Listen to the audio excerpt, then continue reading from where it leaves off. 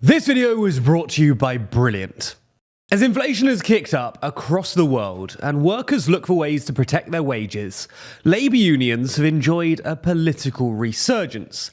In the UK, union leaders like Mick Lynch have become a regular feature on political TV shows, while in the US, the United Auto Workers car union just won a historic deal for its workers with direct and unprecedented support from the president.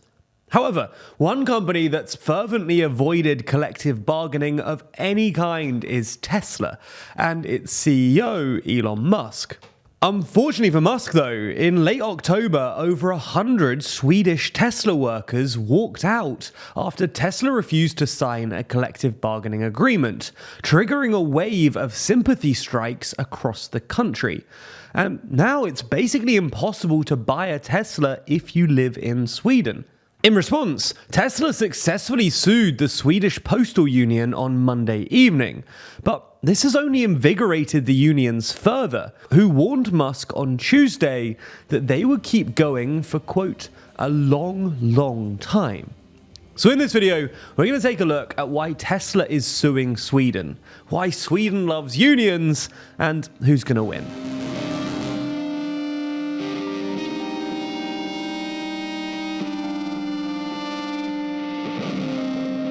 Before we start, if you haven't already, please consider subscribing and ringing the bell to stay in the loop and be notified when we release new videos.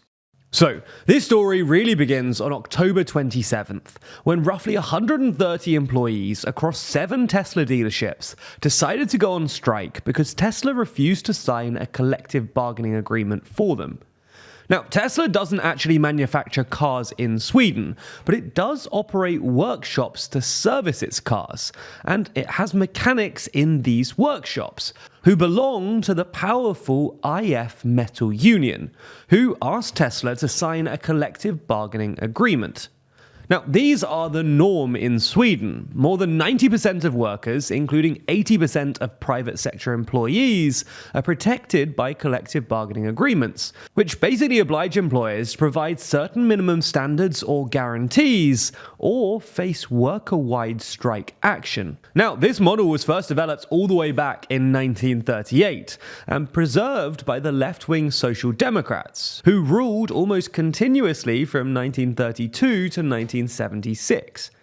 Even today, Social Democrat leaders often have union backgrounds, and former Swedish Social Democrat Prime Minister Stefan Löfven, who used to lead the IF Metal Union, has been one of the strike's most vocal supporters. Now, you might find this a bit surprising for an economy that's historically been pretty reliant on exports. After all, lower wages mean more competitive exports. But actually, Sweden's pro-union culture is in some sense a reaction to its export-led culture, for 2 reasons. Firstly, in the past, many of Sweden's key exports have been industrial products, and heavy industries are more likely to have unions. But second, one of the ways that Sweden has maintained its competitiveness is by deliberately devaluing its currency, the krona, which encouraged workers to unionize in order to maintain their purchasing power. Anyway, despite their popularity, Tesla said no to the collective bargaining agreement. And this wasn't a total surprise. Elon Musk has been a vocal critic of unions and has tried to avoid them wherever possible.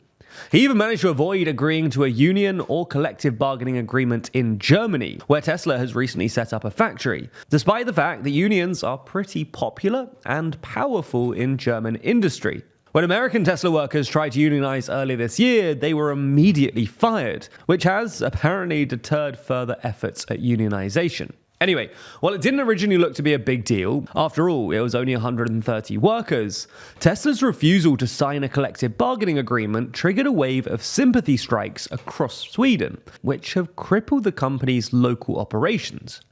Sympathy, or secondary strikes, are when unions also join in on the strike, even if their target isn't their direct employer. Basically, other unionized Swedish workers took the side of the striking Tesla employees and agreed to help out to put pressure on Musk by disrupting other parts of Tesla's business. Sympathy strikes are actually illegal in many countries, including the UK, Australia, and the US, at least in most cases, but they're protected under Swedish labour law. In the past month, a whole load of other industries have stopped working with Teslas. Cleaners and car painters have refused to service Teslas, Stockholm's largest taxi company has stopped buying Teslas for its fleet, and dock workers from Sweden's Transport Workers Union have blocked all Tesla electric vehicle departures or arrivals at 4 of Sweden's largest ports.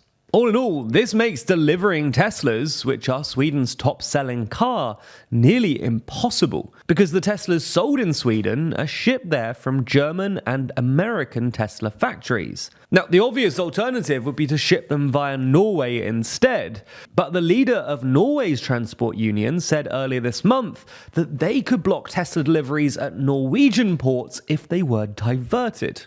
The latest group to join in was the Postal Workers Union for Service and Communication Employers, or SECO, who announced on November 20th that they refused to deliver Tesla license plates. In announcing the action last week, the SECO president said IF Metal's fight was also our fight, and that Tesla was refusing to play by the rules of the game here in Sweden. And in practice, this action makes Teslas pretty much undrivable in Sweden. And this was apparently the last straw for Musk, who described it as insane in a post on X and promptly sued SECO. In what must have been one of the quickest rulings in news history, just a few hours later, Swedish courts had ruled in favour of Tesla, arguing that the postal service was obligated to deliver the license plates. And in more good news for Tesla, at about the same time, a US court ruled in its favour in its decision to fire American employees working on the carmaker's autopilot after they tried to unionize. Now, while this might sound like good news for Tesla, and in some sense, of course it is, the ruling will be appealed, and the idea that Tesla could win has apparently only energized the unions. The morning of the ruling, the head of IF Metal, which covers Swedish industry and has over 300,000 members, did an interview with the Financial Times, where she warned that the Tesla saga threatened the entire Swedish economic model and the prosperity that's long accompanied it. In the interview, she argued that if Tesla shows it's possible to operate in Sweden without a collective agreement, then other companies will be tempted to do the same, as well as warning Musk that unions have enough funds to continue striking for, quote, a long time. This is largely because, despite a high rate of unionization, strikes are actually very rare in Sweden, which means that unions rarely have to dip into their emergency funds. So, what's going to happen next? Well, it'll be interesting to see, not least because Musk has stubbornly opposed collective action in the past, but we also don't see how he'll be able to outlast the unions. A possible precedent here comes from 1995, when Toys R Us entered the Swedish market and initially refused to sign a collective agreement with the retail union. As is happening with Tesla, this triggered months of solidarity strikes, including from the postal union and unions in other countries. And after 3 months, Toys R Us gave in and signed a collective bargaining agreement. A lot of the stuff we talk about at TLDR can often seem pretty complicated, especially when we dive deep into economics and detailed data. But there's a fun and easy way for you to learn more about these topics, which doesn't cost thousands of dollars or take years and years of schooling. That's because Brilliant is the best way to learn maths, data science, and computer science interactively. And it doesn't take long to learn either. These complex topics are broken down into accessible chunks designed around your busy schedule. That means that by spending just a few hours a day, you can accumulate new knowledge over time in an actually fun way. As time goes on, you'll get used to that empowering feeling of learning too, because this isn't just about memorization and lectures. Brilliant teaches you by doing, using active learning techniques to teach you the principles behind otherwise complex subjects, and ensuring you actually understand what's going on. So, whether you want to brush up on basic math skills, improve your employment prospects by learning about future technologies, or just have fun with coding, then you can check out everything that Brilliant has to offer for free for a full 30 days by clicking our link in the description. Plus, the first 200 of you to sign up will get 20% off Brilliant's annual premium subscription. Thanks for your support.